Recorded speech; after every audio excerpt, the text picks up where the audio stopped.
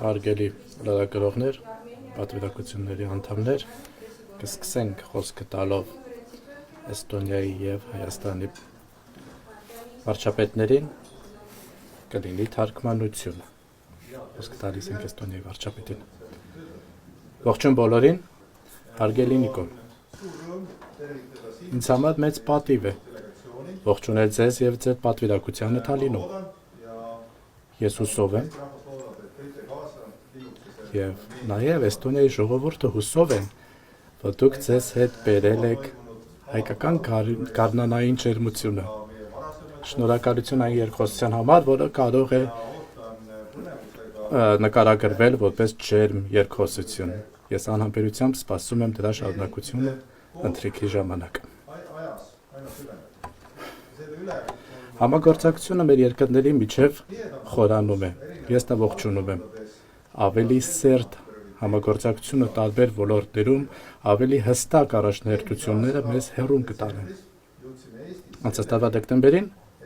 Էստոնիայում մենք հասանք մի կետի, երբ որ մեր բոլոր հանրային ծառայությունները հիմա 100%-ով թվայնացված են։ Մենք կշարունակենք այս ուղղությամբ աշխատենք, որպեսզի նվազեցնենք բյուրոկրատական քաշքշուկները։ Մեզ համար մեծ պատիվ է, որ Էստոնիայի փորձը օգնում է ձևավորել Հայաստանի դեպի ապագան ուղղված թվային պետությունը։ Օրինակ, էստոնական Proud Engineers ընկերությունը աջակցում է, որպեսզի մի նախագիծ իրականացվի, ըստ որի Հայաստանի հարկային իշխանությունների և բանկերի միջև տվյալների փոխանակումը տեղի կունենա։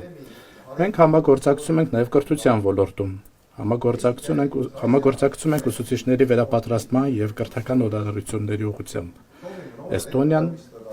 սկսել է մի նախաձեռնություն, ըստ որի պետք է դպրոց բերենք արհեստական բանականությունը, որպեսզի ավելի լավ պատրաստենք մեր երիտասարդությանը ավելի արագ փոխվող աշխատաշուկային։ Էստոնիայի զարգացման համագործակցության կենտրոնը օգնում է նաև Հայաստանի տնտեսության դիվերսիֆիկացմանը։ Մենք պատրաստ ենք կիսվել մեր բիզնես դիվանագիտության փորձով։ Մեր մասնավոր սեկտորը արդեն իսկ օգնում է Հայաստանի ՓՄԾ-ներին, որպեսզի բավականին լավարկի նրանց արտահանման կարողությունները։ Կարևորագույն բարեփոխումներ են իրականացվում Հայաստանում։ Դուք հստակ ընտրել եք մի ճանապարհ, որը նշանակում է ավելի սերտ հարաբերություններ Եվրոպայի միության հետ։ Էստոնիան ձեզ աջակցում է այս հարցում։ Ես ձեզ խրախուսում եմ, որ բարեփոխումները շոշափելի օգուտներ կբերեն առաջին հերթին ձեր ժողովրդի համար։ Սա է վկայում մեր փորձը 20 տարի առաջ։ Մենք ակտիվորեն նաև աջակցել ենք դեպի Հայաստան Եվրամիության աջակցության մեխանիզմների ընդլայնմանը, վիզաների ազատականացման երկխոսության մեկնարկին, ինչպես նաև հուսով ենք առաջխաղացում նկատենք նոր գործընկերության օրակարգի շուրջ։ Հարավային Կովկասում խաղաղությունը շատ կարևոր է Էստոնիայի և Եվրամիության համար, և ես ուրախ եմ, որ Հայաստանը և Ադրբեջանը կարողացել են խաղաղության պայմանագրի տեքստը համաձայնեցնել, և այդ հարցում, պարոն վարչապետ, ձեր մասնակցությունը շատ կարևոր է եղել։ Հուսով եմ, որ շուտով պայմանագիրը կստորագրվի։ Եվ վերջում մենք բոլորս պետք է ջանանք էլ ավելի աջակցենք Ուկրաինային, որովհետև Ռուսաստանի կործանարար հարձակումները ցույց են տալիս, որ մենք պետք է ավելի լավ, ավելի վճռական աջակցենք Ուկրաինային և Ուկրաինայի տարածքային ամբողջականությանը։ Շնորհակալություն։ Շնորհակալ եմ շատ։ Հարգելի պարոն վարչապետ, սիրելի Քրիստիան, իմ և իմ գլխավորած պատվիրակության համար մեծ պատիվ է այսօր գտնվել Տալինում, նոր զարկ տալու մեր երկրների միջև հարաբերություններում։ Մեծապես կարևորում եմ Էստոնիայի Հանրապետության հետ համամարտկային և ժողովրդավարական արժեքների վրա հիմնված հարաբերությունների շարունակական զարգացումը և բարձր եմ գնահատում Հայաստանի Հանրապետությունում իրականացվող ժողովրդավարական բարեփոխումներին Էստոնիայի Հանրապետության կառավարության կողմից ցուցաբերվող շարունակական աջակցությունը, ինչի մասին դուք նույնպես նշեցիք։ Ժողովրդավարական ինստիտուտների կայացման հարցում էստոնական փորձը, մասնավորապես դրանցում թվային լուծումների և էլեկտրոնային կառավարման գործիքների զանգվածային կիրառությունը օրինակելի է Հայաստանի համար, և մենք իհարկե շատ հետաքրքրված ենք այդ հարցում մեր հետագա համագործակցությունը խորացնելու առումով։ Վերջին տարիներին բարձրաստիճան փոխհայցությունները նոր որակի են բարձրացրել մեր երկու բարեկամ երկրների միջև քաղաքական երկխոսությունը։ Թույլ տվեք վստահություն հայտնել, որ համատեղ ջանքերի միջոցով կարող ենք ել ավելի խորացնել առկա փոխգործակցությունը։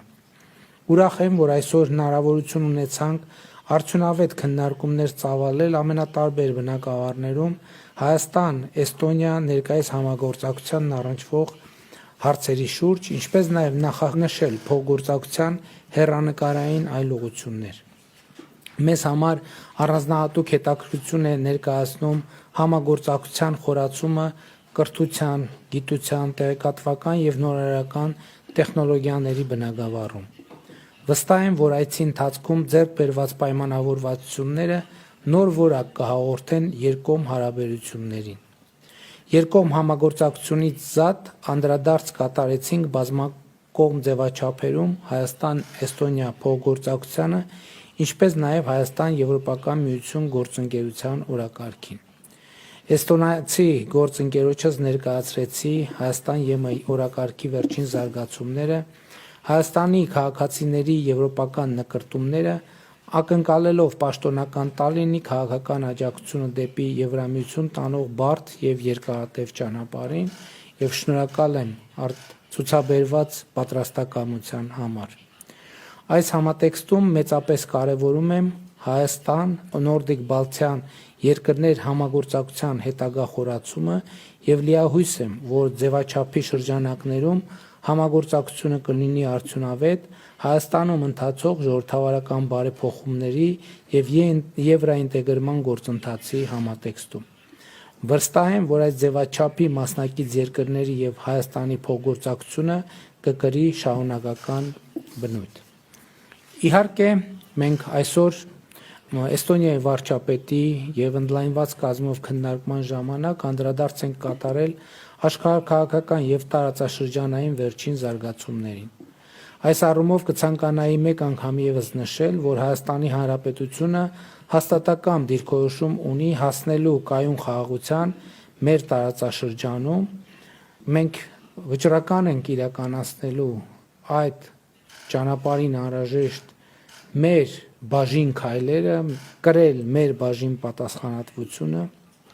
եւ առկա խնդիրները հարևանների հետ լուծել կառուցողական երկխոսության եւ բանակցությունների միջոցով։ Այս համատեքստում ներկայացրել եմ Հարավային Կովկասում խաղաղության գործընթացի հետ կապված վերջին զարգացումները եւ մեր ակնկալիքը առ այն, որ Հայաստանի խաղաղության օրակարգը ի վերջո շոշափելի արդյունք կտա։ Շնորհակալություն եմ հայտնել գործընկերոջս Էստոնիայի կողմից Հայաստանի եւ Ադրբեջանի միջև խաղաղության ու միջպետական հարաբերությունների հաստատման մասին համաձայնագրի տեքստի վերջնական փոխհամաձայնեցումը ողջունելու համար եւ վերահաստատել եմ իմ պատրաստակամությունը ստորագրելու արդեն իսկ համաձայնեցված տեքստը, նշելով նաեւ, որ հնարավոր եմ համարում խաղաղության համաձայնագրի հետ միաժամանակ Ադրբեջանի հետ ստորագրել ԵԱՀԿ Մինսկի կոնֆերանսի կառույցների լուծարման համատեղ հայտը։ Հարգելի ներկաներ, մեծարգո պարոն վարչապետ, ամփոփելով թույլ տվեք եւս մեկ անգամ շնորհակալություն հայտնել կայացած կարևոր զրույցների, ինչպես նաեւ մեր պատվիրակությանը ցուցաբերած ջերմ ընդունելության համար։ Սիրով կսպասեմ մեր հաջորդ հանդիպմանը, որը հույս ունեմ տեղի կունենա Հայաստանի մայրաքաղաք Երևանում։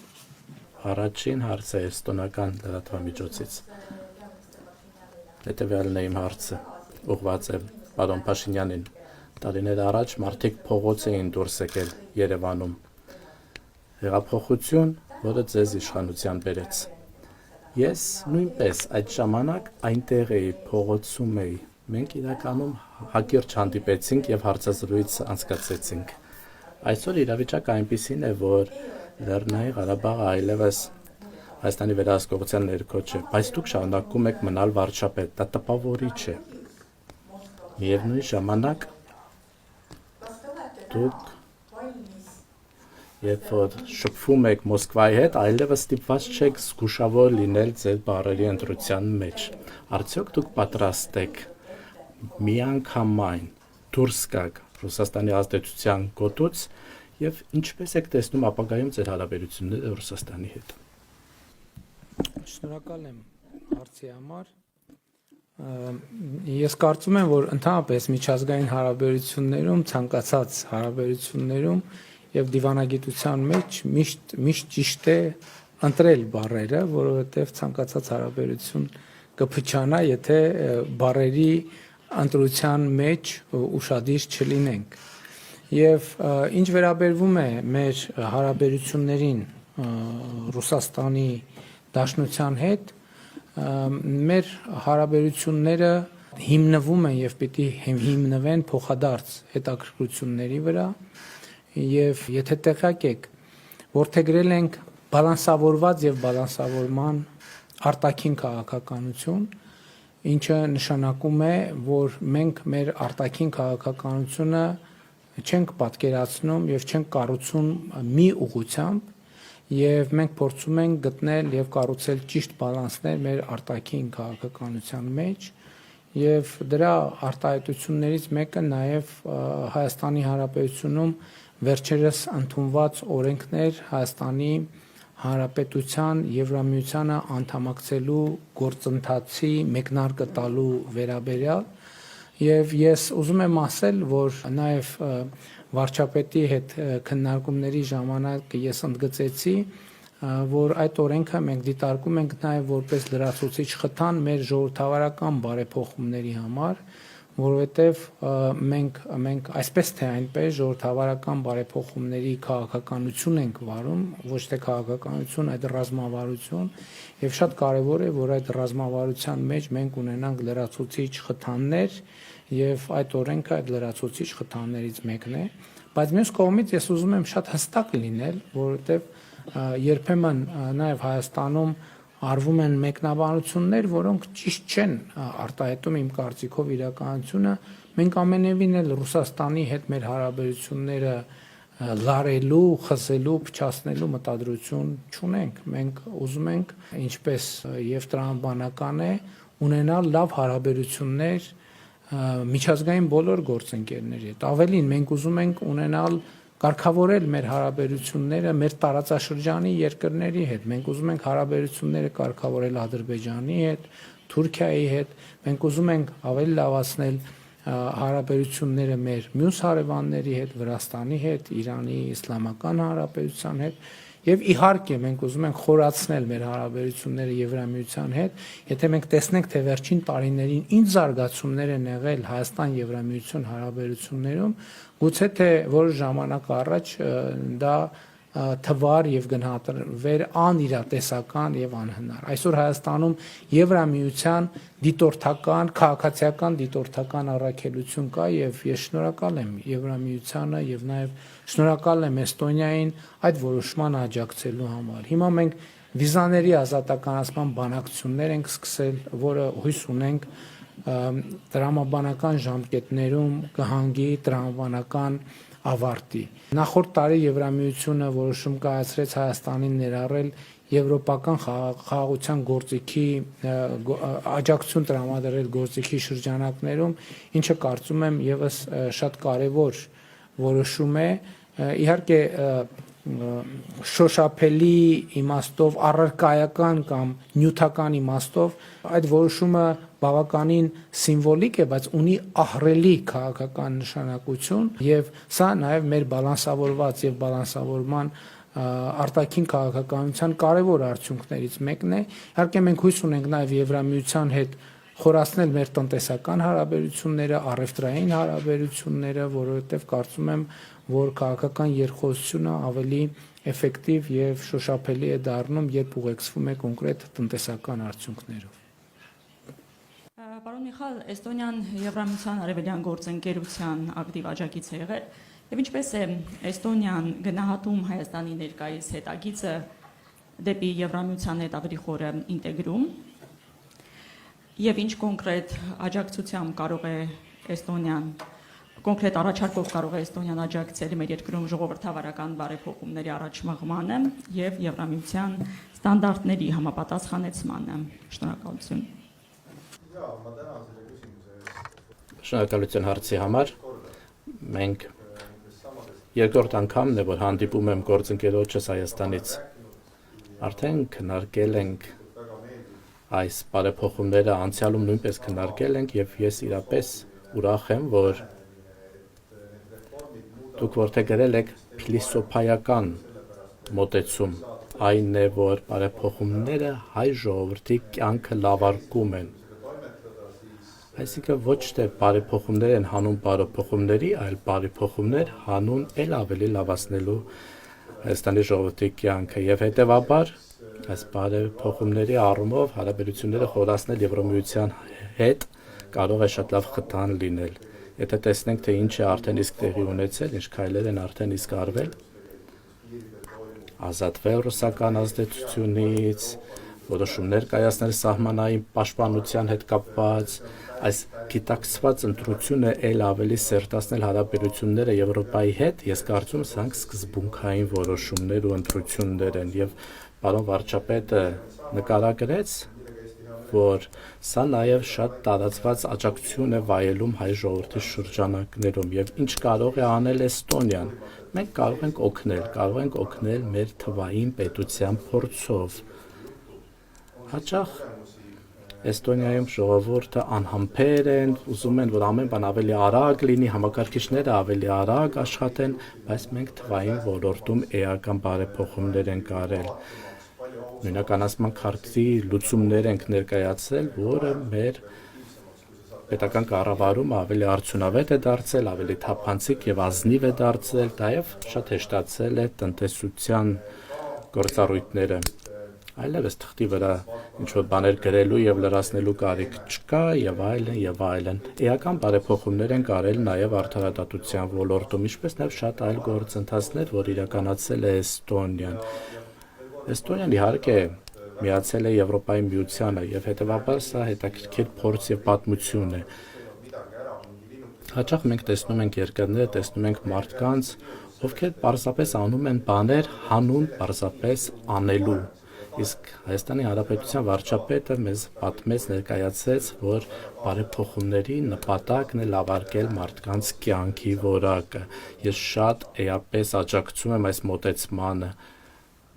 Այս մոտեցմանն եմ աջակցում, այս գործընթացներին եմ աջակցում։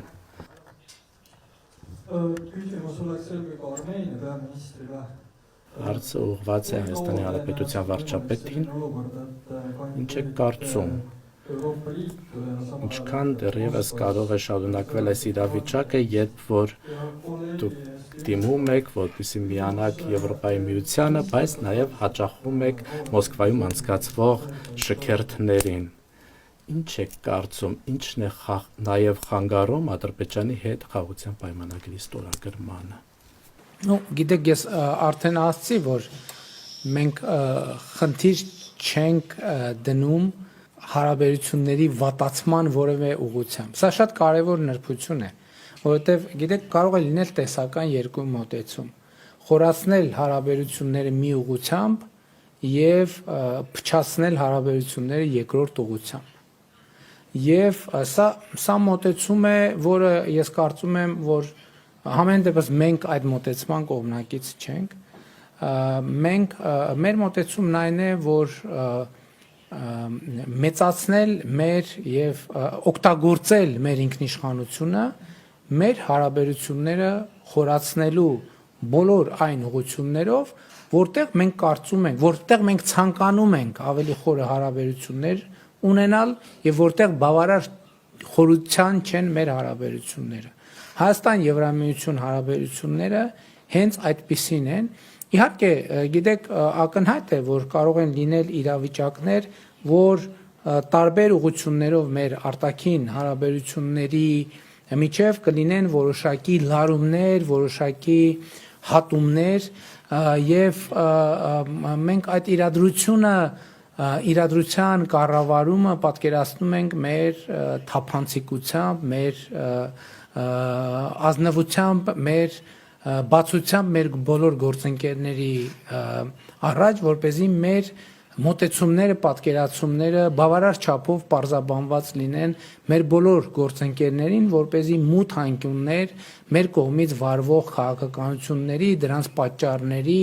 դրանց հիմնավորումների վերաբերյալ չլինեն։ Ինչ վերաբերվում է Ադրբեջանի հետ խաղաղության համաձայնագրի ստորագրմանը, ես կարող եմ ասել հետևյալը, որ մեր կառավարությունը, ես անձամբ այդ թեմայի վրա աշխատում ենք ամենօրյա ռեժիմով եւ ինչպես ասացի, մենք հետևողական եւ վճռական ենք այդ հարցում մեր անելիքը